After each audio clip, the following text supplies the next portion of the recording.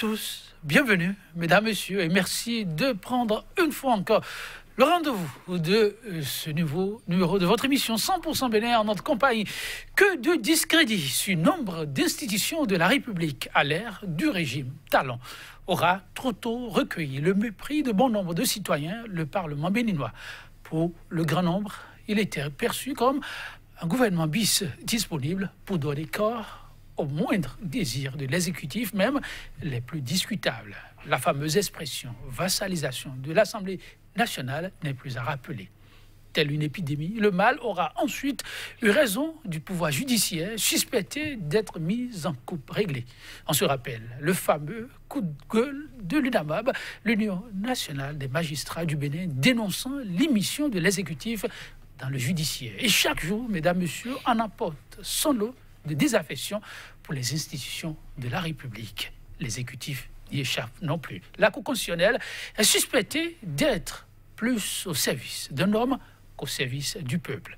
Les mouvements de contestation et de protestation ponctuant cette période préélectorale des plus mouvementées ne lui apportent guère un blanc-seing. Et comme si ceci ne suffisait pas, depuis quelques jours, mesdames, messieurs, la citadelle qui apparaissait comme la structure jouissant encore d'une certaine crédibilité, la Sénat, se fait rattraper par une affaire de favoritisme en tâchant du coup sa neutralité. De quoi raviver ça et là les tensions. Crise sociopolitique au Bénin en pleine période préélectorale. Nécessité de réinventer les institutions de la République ou les hommes. Comment est-ce possible? À quoi devra s'attendre le peuple béninois ou sur quel levier jouer pour espérer redonner à la démocratie tout son blason? Il s'agit là du fil d'Ariane de ce numéro de votre émission 100% Bénin qui, pour nous accompagner durant cet instant débat, Maître Paul Kato Adita. Il est avocat au barreau du Bénin. Une fois encore, il a accepté notre invitation. Paul Kato Adita, bonjour. Bonjour. Et merci de répondre une fois encore à notre invitation. Merci de m'avoir invité. En face de lui, un éditorialiste, une plume qui n'est plus à présenter, Vincent Folly. Éditorialiste, il est le directeur de publication et promoteur du quotidien béninois d'information, d'analyse et d'investigation, La Nouvelle Tribune. Elle manque toujours à l'appel. Ben, l'autre nom de Dieu, dit-on, c'est le temps. Vincent Folly, bonjour. Bonjour, Joël. Merci de répondre à notre invitation. C'est un plaisir. Le plaisir est partagé. Processus électoral en souffrance au Bénin. Mesdames, messieurs, ce n'est que secret de polichinelle. Pour inverser la tendance, le chef de l'État dit vouloir compter sur le Parlement pour une sortie de crise au plus tôt. Le pas assuré de la Sénat sera ensuite contrarié par un certain nombre d'événements. On cite au passage le délibéré de la Cour constitutionnelle face aux différents recours en inconstitutionnalité, ce qui est désormais qualifié de Sénat-Gate. Vincent Folly, je me retourne plutôt vers vous. Ces dernières heures que le peuple béninois vit, il le vit avec beaucoup de pincement au cœur. Regardant chacune des institutions, chacune dans ses rôles. Et pourtant, c'est bien de cela qu'il est question. Pourquoi ce qu'on vit aujourd'hui comme récrimination envers les institutions, commençant par la Cour constitutionnelle qui était attendue sur un délibéré, eh bien, pour certains, la montagne aura accouché d'une souris. Et pourtant, c'est le droit, peut-on dire, qui a été dit. Bon, écoutez, et pour qu'on n'aille pas dans tous les sens, je crois qu'on va partir de cette crise électorale que nous vivons actuellement. C'est ça que vous avez affirmé tantôt. Je crois que nous sommes en pleine crise électorale. Et je vous surprendrai en vous disant que c'est une bonne chose. C'est une bonne chose. Parce que ça nous permet de savoir où nous avons mal. Et je crois que si on étudie toute la situation que nous vivons actuellement, on peut conclure que le consensus né de la conférence nationale de 90 est définitivement rompu. Et il faut en tirer les conséquences. Voilà un président qui est venu pour dire qu'il veut faire des réformes. Il a tenté deux fois de réviser la Constitution, ça n'a pas marché. Il a tenté et il tente de réviser le système partisan.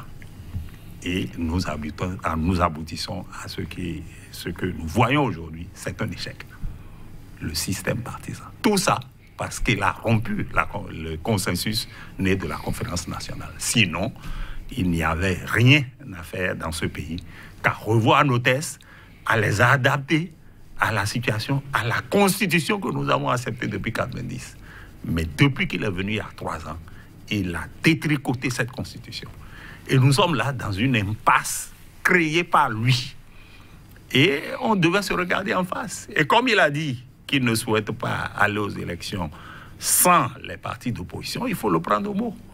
Et je crois que l'opposition a un rôle à jouer, et c'est pourquoi je dis qu'elle doit s'organiser pour inverser les rapports de force, parce que le pouvoir est pris dans son propre piège. C'est ce que je peux dire pour le moment. Le pouvoir est pris dans son propre piège.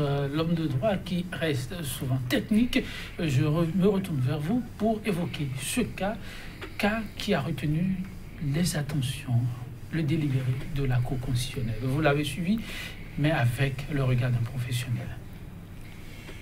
Disons que j'ai suivi le délibéré de la Cour à travers la presse. J'ai suivi les commentaires. Bon, je retiens une déception pour la grande partie des populations. Mais je pense que c'est par rapport à ce que les gens ont vu par le passé, la Cour constitutionnelle de Bénin dans ses compositions antérieures. Et je crois que la Cour elle-même, en tant qu'institution, demeure une institution encore utile. Mais il faudrait tout simplement chercher à la faire animer d'une autre manière. Et tout à l'heure, je me suis demandé intérieurement, est-ce que les pères fondateurs de la Constitution n'avaient pas un peu mal agi en laissant la liberté aux hommes politiques de désigner les membres de cette Cour, les critères de désignation. Bien vrai que de 1993, je crois, jusqu'à il y a 3 ans, ou il y a quelques mois, il y a 1 an, nous avons eu l'opportunité d'avoir des gens d'une certaine carrure qui ont dirigé la Cour, qui ont exercé au sein de la Cour et qui ont manifesté une certaine indépendance vis-à-vis des hommes politiques, pas tout à fait. Mais je crois que ce qui nous arrive aujourd'hui était prévisible, que nous en sommes nous-mêmes les auteurs de ça. Et prévisible dans quel sens? Oui, prévisible.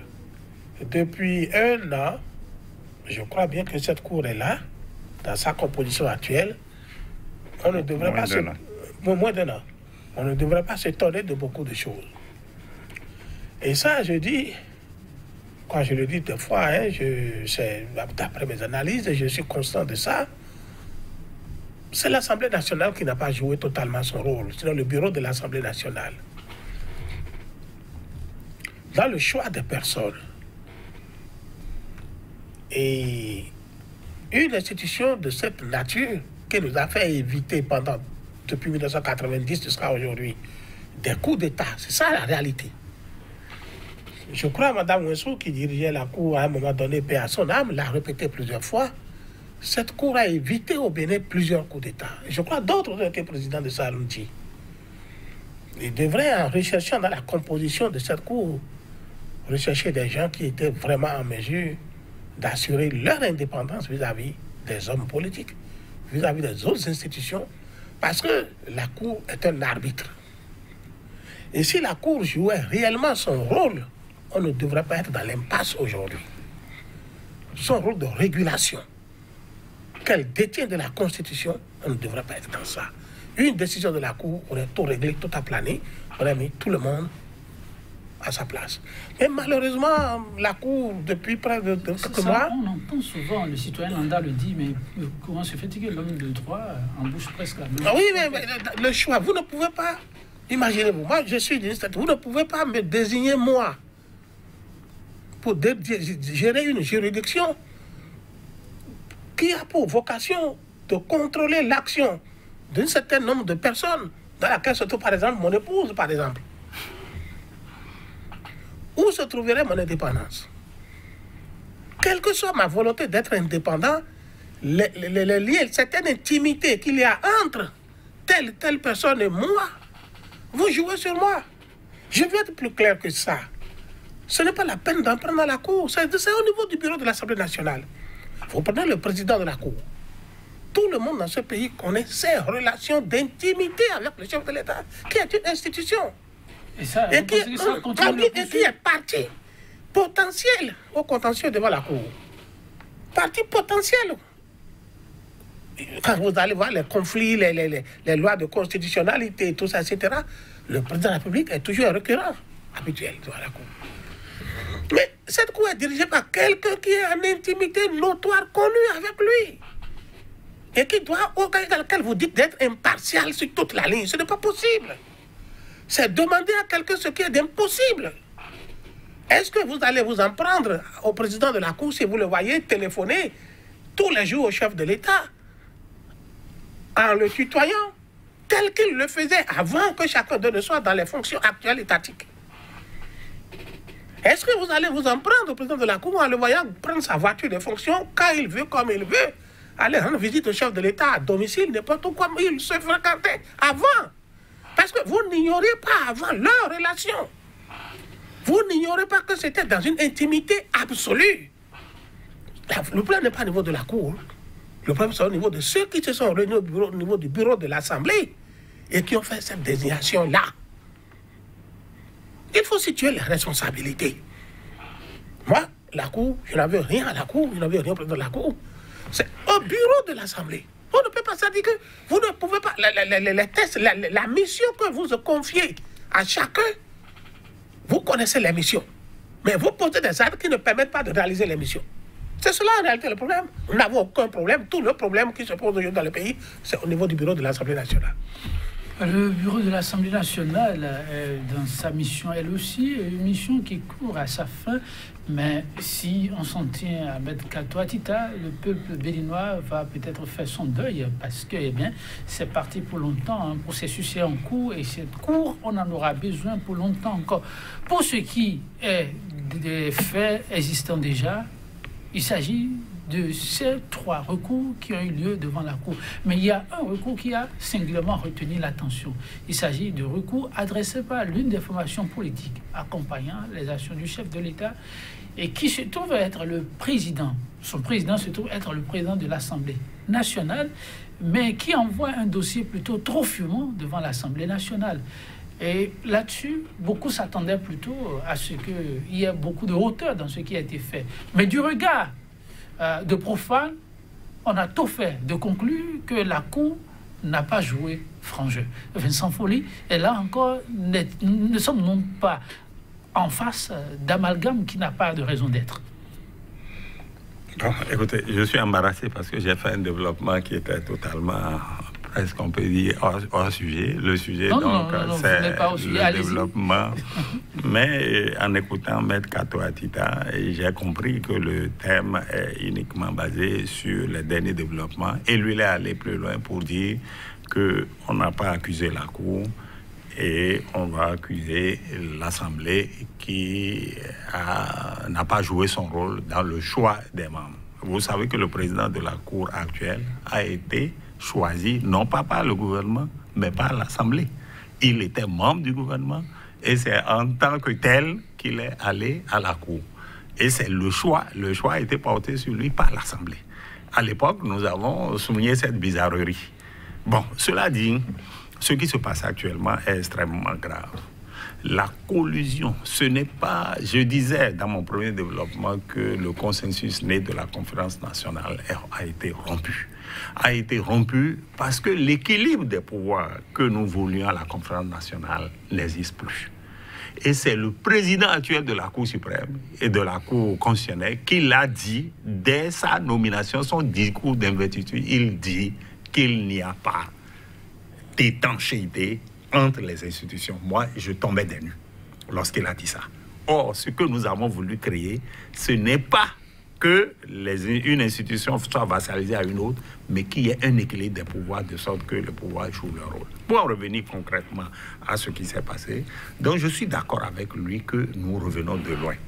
Mais c'est que les développements de l'actualité se déroulent d'une certaine façon et nous ne voyons pas ce qui se passe. Il y a un livre que le professeur Laleye a écrit et que j'ai eu l'honneur de présenter ce mois-ci, je crois que le 18 dernier, le février dernier, où il a dit que notre Cour constitutionnelle, que nous avons conçu comme un pouvoir pouvant donc donner des, comment on peut, et servant donc d'arbitre, comme il a dit tantôt, et a progressivement, au fil des ans, est devenu presque comme un procureur suzerain. Son livre est d'une actualité brûlante. Et j'ai dit, dans mon introduction à son livre, je regrette d'en parler comme ça, je vais parler rapidement, et j'ai dit que le professeur est chanceux parce que tout ce qu'il a prédit là, tout ce qu'il a prédit se réalise sous nos yeux. Nous avons maintenant une Cour constitutionnelle qui est facialisée au pouvoir exécutif. Et c'est extrêmement grave. Donc, ce qui nous arrive, c'est grave. Pour revenir concrètement à ce qui s'est passé la dernière fois à la Cour constitutionnelle, je crois que c'est très inquiétant. Nous avons le PRD qui a fait son recours. Au lieu de juger le fait qu'il dénonce, à savoir les mauvaises pratiques de la Sénat, on est allé chercher l'origine du document qu'il a reçu. Est-ce que c'est le rôle de la Cour de chercher qui a donné des documents pour qu'on en arrive là? Et c'est tout notre malheur. Et je crois que je ne sais pas comment on peut corriger. Et vous avez vu, le dernier Conseil des ministres même a parlé d'un colloque sur la Cour constitutionnelle qui doit se tenir très prochainement avec pour thème la Cour, rupture ou continuité. Moi, je suis curieux d'assister à ce colloque pour voir ce qu'on va en dire. Notre Cour constitutionnelle, aujourd'hui, ne mérite plus le rôle d'arbitre, le nom d'arbitre de la situation politique. Or, c'est le rôle d'arbitre qu'on lui a donné à la naissance. Il doit rester au-dessus de toutes les forces et rester au-dessus de la mêlée pour donner des jugements tout à fait. Or, ce n'est pas le cas. Voilà, on pourra en parler encore. Oui, ce n'est pas le cas, mais c'est dit, on croit certains constitutionnalistes, qu'on peut revoir les pendules. Mais là, comment s'y prendre? Je le rejoins. Le rôle confié à la Cour est incompatible avec la qualité de certaines personnes qu'on nomme dans l'institution. Des gens qui ont des intimités telles que ils ne peuvent pas se contredire. Vous ne pouvez pas leur demander à un moment donné d'être arbitre. Donc, le verdict de PRD et autres, tout ça dont vous dites, bon, la Cour aurait pu s'accrocher à ce document qui a été produit devant elle. Aurait pu pousser loin ces investigations. Demander, amenez-moi les cantines, amenez-moi ci, mener une enquête sur le terrain. Elle en avait la latitude. Ça ne peut pas dire non. Tout comme elle a aussi la latitude de dire, bon, je ne m'y intéresse pas. Je ne m'y intéresse pas et c'est un document dont je ne connais peut-être pas l'origine. Mais vous demandez à quelqu'un qui ne peut pas, face à ses adversaires, être l'arbitre efficace. Et puisqu'il a la possibilité d'interpréter dans l'un ou l'autre des deux sens, l'interprétation a été faite comme ça. Dans d'autres occasions, l'interprétation aurait été différente et allait dans le sens que la population réclame à savoir. Sortez-nous les cantines, amenez les papiers ici, amenez les choses ici. Et c'est pourquoi je reviens que la faute a été commise à l'origine dans le choix. Ce n'est pas la peine de s'en prendre à la Cour. Moi, je dis que bon, on s'en prend à la Cour, je lis les journaux, je lis les trucs. Mais non, c'est de s'en prendre à ceux qui ont fait le choix. Parce qu'ils connaissent c'est dit dans la Constitution que cette Cour-là, c'est un arbitre. C'est connu dans l'histoire politique de notre pays que cette Cour-là, elle est là pour nous faire éviter les coups d'État.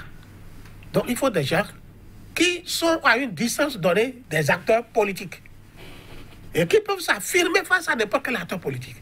Le reste, vous ne pouvez pas demander à quelqu'un qui a un lien de dépendance vis-à-vis de l'acteur politique d'aller le juger contre ses intérêts. C'est pas possible. C'est pas possible et face à cet arbitrage, ils sont restés sur la soif. Mais alors, qu'adviendrait-il demain par rapport à ce dossier qui reste brûlant? La Sénat pourra-t-elle, au regard de ce qui a été fait à la Cour, se dédire? La réponse n'a pas tardé, M. Vincent Follet, vous avez suivi, et la Sénat qui a plutôt pris hâte de ce qui s'est fait et est venu expliquer le travail abattu à son niveau, et donc rester plutôt, s'est présenté comme toujours l'institution à même de conduire à bon port un processus qui de plus en plus semble être mis à mal, en tout cas présenté comme tel, pas surtout les acteurs de l'opposition. Non, c'est vrai, le président de la Sénat a donné une conférence de presse, mais il n'a pas levé toutes les suspicions qui planent sur l'institution. Il n'a pas levé. Il n'a pas levé du tout toutes les suspicions qui planent. Mais il a plutôt dit, il a quand même dit qu'il reste disponible à conduire la barque à bon port et faire un travail impartial. Qu'est-ce qu'il peut dire d'autre? Il ne peut que dire ça. Et vous regardez, un de nos confrères a fait des révélations aujourd'hui pour dire qu'eux-mêmes ne sont pas dans une situation tout à fait orthodoxe. Il y a un audit sur la gestion et c'est peut-être des menaces parlantes sur eux et ils ont intérêt à faire profil bas vis-à-vis du pouvoir. Mais ce que le président de la ça, ce n'est pas important. Ce que le président de la Sénat a dit nous laisse sur notre faim.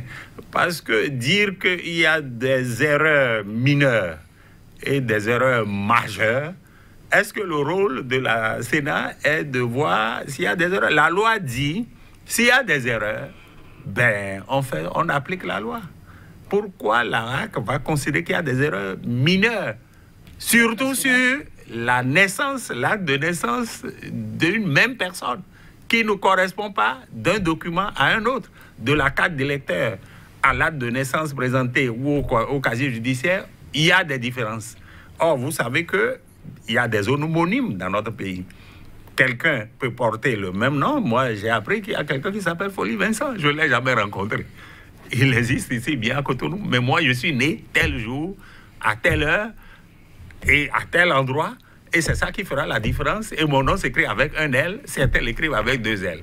Mais donc, si quelqu'un se présente avec le même nom que moi, c'est l'acte de naissance qui va nous départager. Comment le président de la Sénat peut dire que c'est une erreur mineure de voir une différence entre l'acte de l'âge porté sur un document et un autre et porte un autre document? Ça fait un problème. Donc, il n'a pas levé le doute sur le traitement de faveur qui a été réservé au gouvernement, aux partis proches du chef de l'État. Mais le premier traitement de faveur, c'est d'abord la présence du ministre de l'Intérieur. La loi dit, en son article, la charte des partis dit, en son article 17, si je ne m'abuse, que ils sont exclus du processus, c'est-à-dire tous ceux qui font partie du processus électoral, ceux qui, de l'organisation des élections, ne doivent pas siéger et ne doivent pas s'interférer dans l'organisation des élections. Or, le ministre de l'Intérieur est membre d'un parti de la mouvance. Il est membre, non seulement membre, il est l'un des dirigeants. Mais c'est lui qui régente tout le système électoral. C'est lui qui donne le certificat de conformité. Il y a un problème. Déjà, à ce niveau, il y a un problème. Pourquoi c'est les 2 partis, dont celui dans lequel il est, pourquoi c'est les 2 seuls partis qui ont leur situation tout à fait conforme? Est-ce qu'il n'y a pas eu délit d'initié à un moment donné? J'utilise le mot avec la permission du maître. Donc, je dis simplement que il y a un problème au niveau de nos institutions. Il n'y a pas, qui ne jouent pas le rôle qui doit être le leur, à savoir le rôle d'arbitre, le rôle de réserve. Et ce n'est pas ce que nous voyons. Voilà. Ce n'est pas ce que vous voyez, maître Paul Katouatita. Le regard est aussi le même, que là encore, on a du mal à être soi-même et à faire le travail pour lequel on est là. Je ne sais sur quelle base la Sénat a serré les dossiers en faute grave et en faute mineure. Et je pense qu'il a une erreur d'appréciation face au contexte. Les 2 partis qui sont incriminés sont des partis qui sont proches du chef de l'État. Et bizarrement, c'est vers ces 2 partis que les fautes mineures en leur faveur que ça a milité. à la Sénat, ce sont de grandes personnes qui ont eu une expérience politique de longues années et qui devraient, dans le contexte actuel politique, devraient voir que quelque chose ne va pas. Et s'ils devraient avoir une application douce de la loi, ils devraient l'étendre à tout le monde. À tout le monde. Cette différenciation qu'ils ont élaborée en faveur de ces deux partis dont on connaît la couleur, ça pose un problème et ça les entache. Et il sera difficile, de mon point de vue, de convaincre quelqu'un qu'on n'a pas voulu réellement pas accorder de faveur à quelqu'un. Je ne savais pas que la Sénat pouvait se trouver dans une telle situation-là, parce que je ne connais pas ceux qui la dirigent, je ne connais pas leur rapport avec des hommes politiques au niveau du pays, mais ce que j'ai vu et j'ai entendu ces jours-ci autour de ça, ça me rend perplexe. C'est toute la crédibilité de l'institution qui est mise à mal. Tous ces événements interviennent un peu au lendemain d'un appel pressant lancé par le chef de l'État. Le chef de l'État qui a déclaré au Mir Tobi la situation actuelle, elle est des plus préoccupantes. Il va falloir alors que les formations politiques se retrouvent sous la bannière du président de l'Assemblée nationale pour aider à sortir de l'impasse. Et ceci avec les sacrifices possibles, tous les sacrifices possibles. Et lorsqu'on a reçu un message comme celui-là, pensez-vous, comme certains analystes, que cet appel s'adressait aussi indirectement à toutes les autres institutions et qu'on aurait pu ne pas avoir ce qu'on a eu en termes de résultats au niveau de la Cour constitutionnelle et au niveau de la Sénat? Mais bien sûr, c'est pourquoi on peut s'interroger sur la sincérité de celui qui a fait la promesse. Et ça fait près d'une semaine qu'il a reçu les forces politiques. Les forces politiques de l'opposition ne sont pas présentées, mais il a dit qu'il était prêt à ce que tout le monde participe aux élections. Mais depuis, on a vu des voix discordantes dans son propre camp. Le ministre de la Justice est intervenu sur une radio pour dire exactement le contraire de ce que le chef de l'État veut. Dans le même temps, on dit que l'Assemblée est en train de chercher une solution de sortie de crise. Au même moment, le ministre dit non, qu'ils ne sont pas du tout gênés. Les deux partis qui sont là, bon, si les autres n'arrivent pas à être en règle, et bon, ben, c'est tant pis pour eux. C'est l'impression qu'il a donnée sur cette radio lorsqu'il a parlé. Maintenant, dans le même temps, c'est la Cour constitutionnelle qui sort des décisions qui consolident les positions antérieures, à savoir que les deux partis qui sont reconnus sont les seuls, on les a confirmés comme les seuls à pouvoir se présenter aux élections. On est encore dans une impasse. Comment peut-on dire une chose, c'est-à-dire qu'on est prêt à accepter les autres, qu'on demande à la Cour? Normalement, on devait surseoir à toute décision de la Cour constitutionnelle.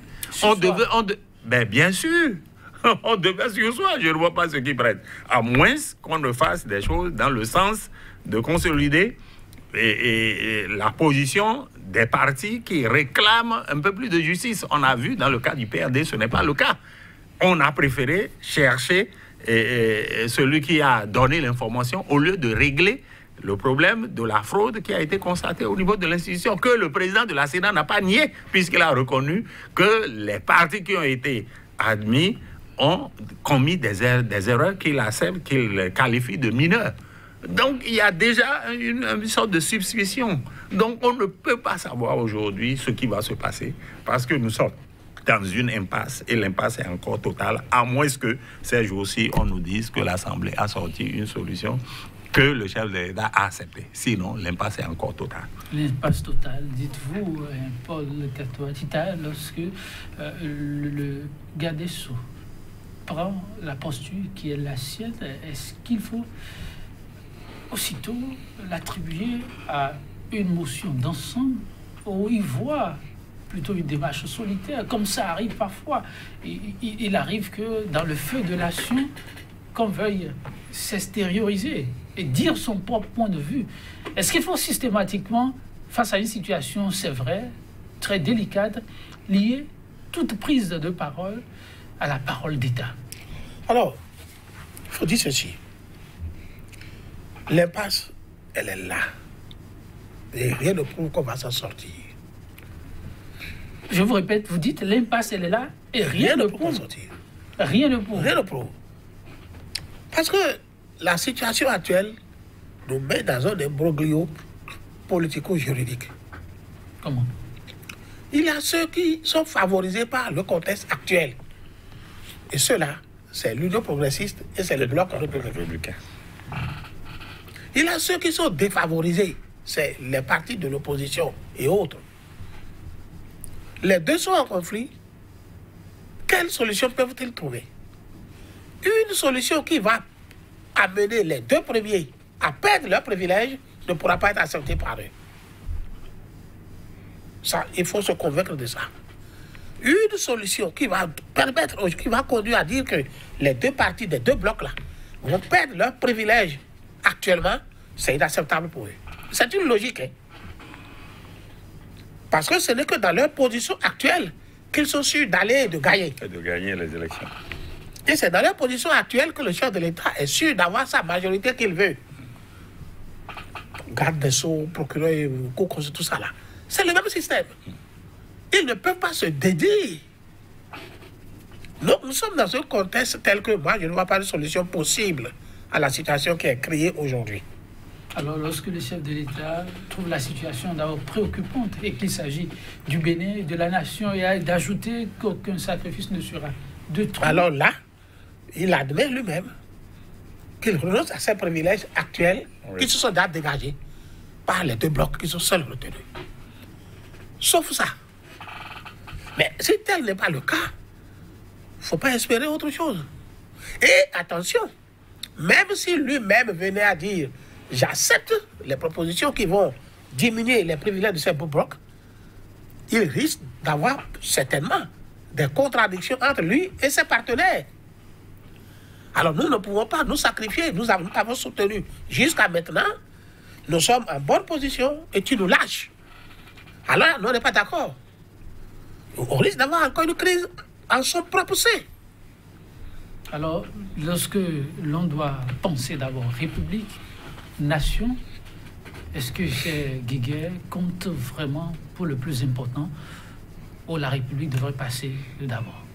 Non, moi je crois que le rôle doit jouer par le chef de l'État. Il doit rester au-dessus de la mêlée.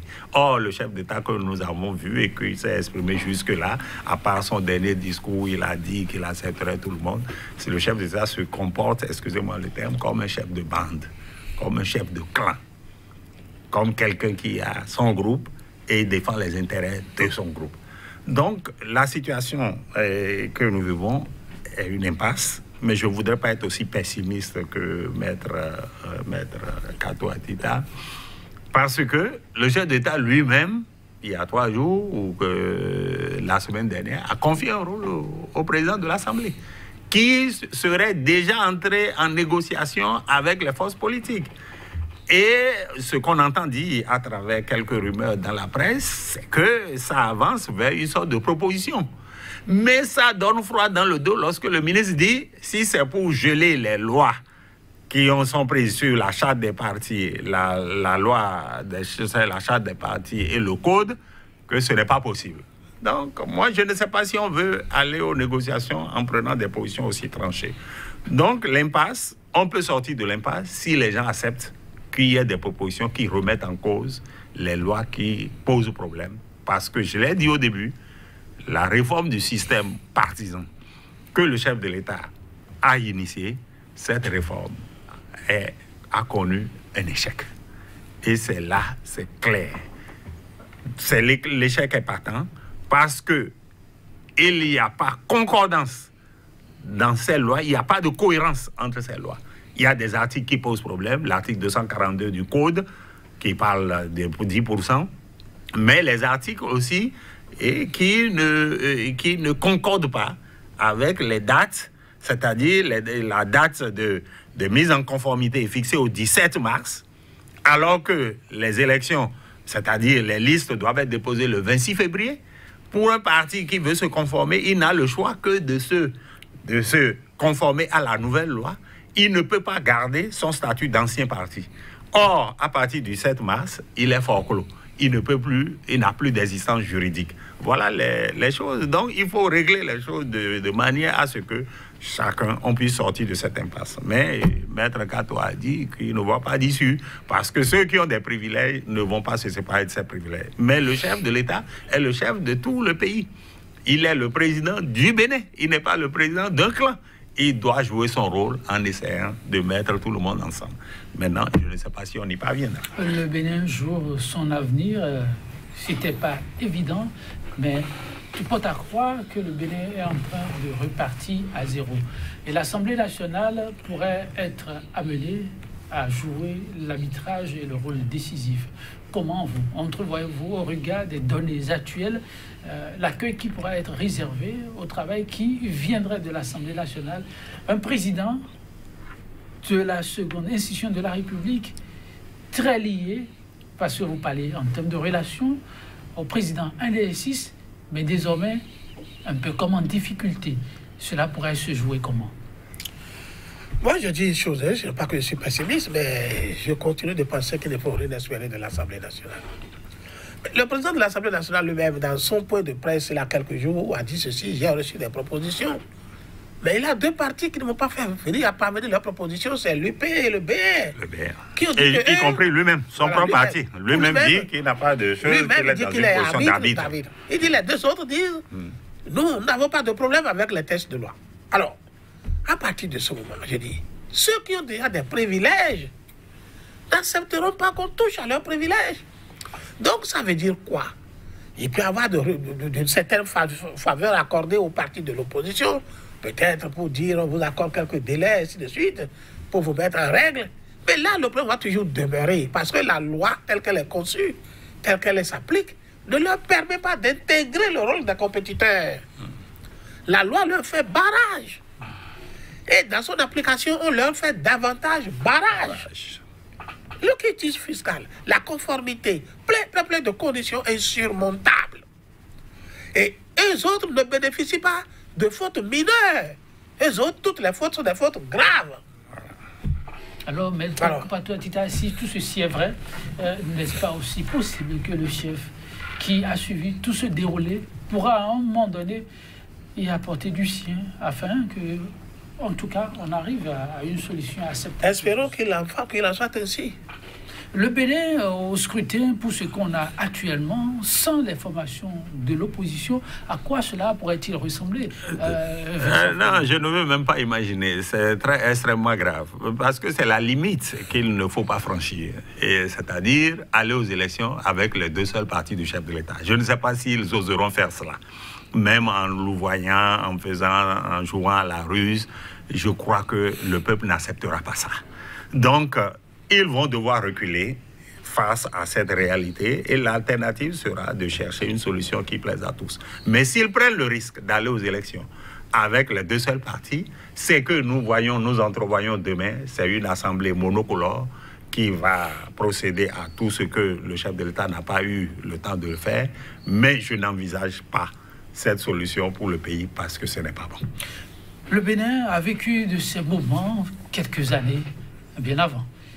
Et dit et a eu acclamé devant ciel et terre avoir franchi le grand pas et a même servi d'école pour d'autres.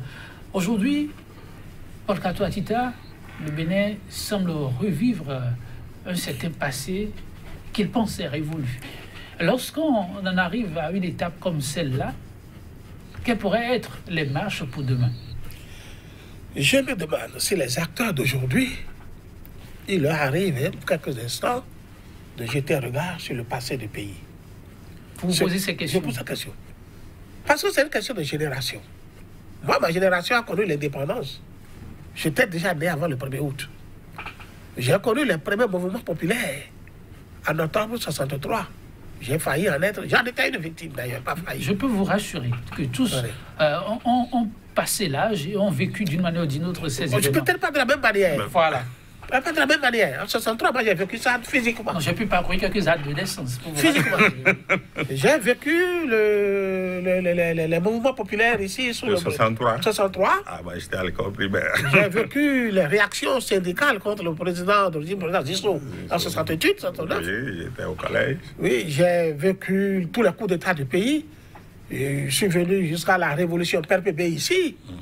J'ai connu les mouvements étudiantins au campus, à Calavilla. J'ai vécu tout ça.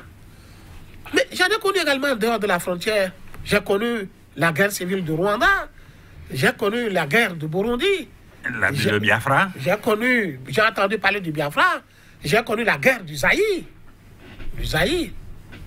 Je me suis retrouvé à plusieurs fois dans des zones de combat. J'ai eu la vie sauve grâce à Dieu. Je crois que, je me demande si les gens voient bien le passé du pays et ce qui se passe ailleurs. Est-ce que ce qui se passe actuellement amène à revoir ceux dont vous parlez? Ah oui. Ah, bien sûr. Ah oui. Ce qui se passe à Kélibo et à Tchaourou, dans cette zone, c'est comme ça commence dans tous les pays. Et ça commence à faire tache d'huile de région en région. De région en région. Parlant de ça, le ministre de l'Intérieur n'a pas eu le bon réflexe. Désormais, plus de détention d'armes, même artisanales. Je dis une chose. Ça, il le dit sur papier. Mais dans la réalité.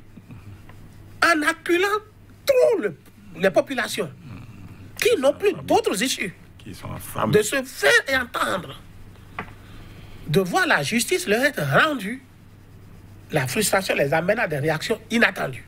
Absolument. Et c'est ça, c'est-à-dire que ce que je dis là, la science politique est là, hein, et que je me demande des fois si les acteurs, certains acteurs, ont un regard sur les ouvrages de sciences politiques, voir les mouvements, voir les mouvements, les causes, les origines des mouvements populaires dans l'histoire et dans le présent, dans beaucoup de pays, les ouvrages sont là, de vivre l'histoire de notre propre pays et dire, mais ce que nous faisons là, nous ne faisons que réunir des ingrédients qui vont concourir à la déstabilisation de la paix sociale.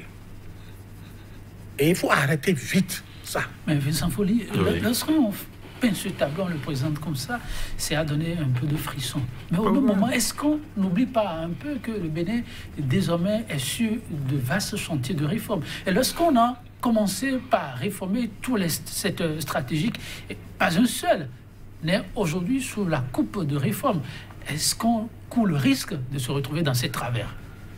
Mais bien sûr, aucun pays n'est à l'abri. Aujourd'hui, on ne va plus en grève comme on veut au Bénin, vous le savez. C'est comment les gens n'ont pas encore atteint le seuil où ils peuvent réagir bruyamment.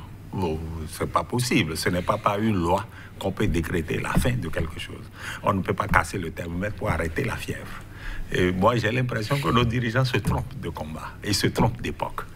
Et je crois que ce qui nous arrive nous montre, et c'est une phrase du professeur rapporteur de la conférence nationale qui me vient à l'esprit, à savoir que nous avons vaincu la fatalité en 90. C'est ce qu'il a dit à la fin de son rapport. C'est faux. On n'a pas vaincu la fatalité.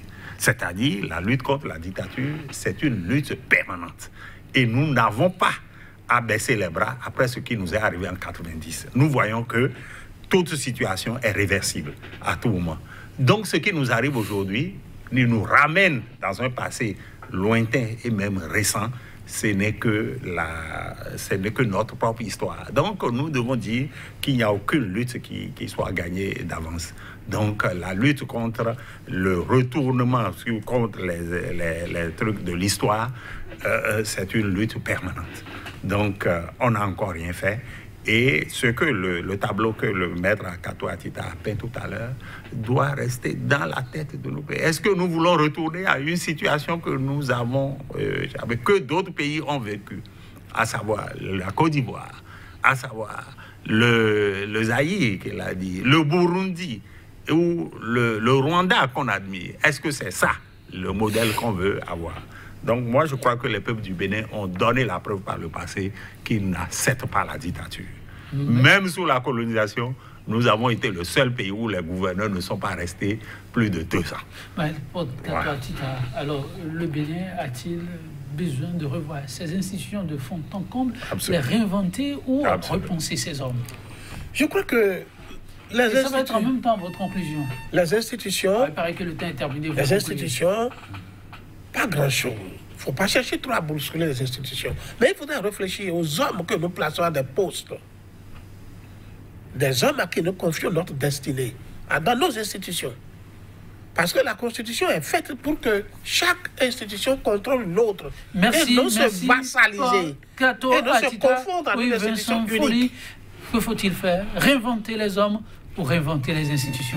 Comment peut-on réinventer les hommes? Les hommes qui animent les institutions que nous voyons aujourd'hui, on les connaît, on les a vus. Maintenant, ils sont dans une autre pratique. Qu'est-ce qu'on va faire de quelqu'un qui dirige une institution comme la Cour constitutionnelle? Voilà. Merci. Le temps est complètement parti. Mes excuses. Et chers téléspectateurs, ça s'arrête ainsi à Queue de Poisson. Mais je vous promets, selon l'agenda, on pourra se revoir. Je vous fausse compagnie en pensant à l'institutionnaliste de réforme publique. Il s'appelle Dr Simon Assis Tomiti, qui nous laisse cette citation. Toutes les fonctions sont éphémères et les postures aussi fongibles que la glace sous le soleil. L'essentiel, que chacun serve loyalement la République dans sa position. Merci pour l'attention et à très bientôt.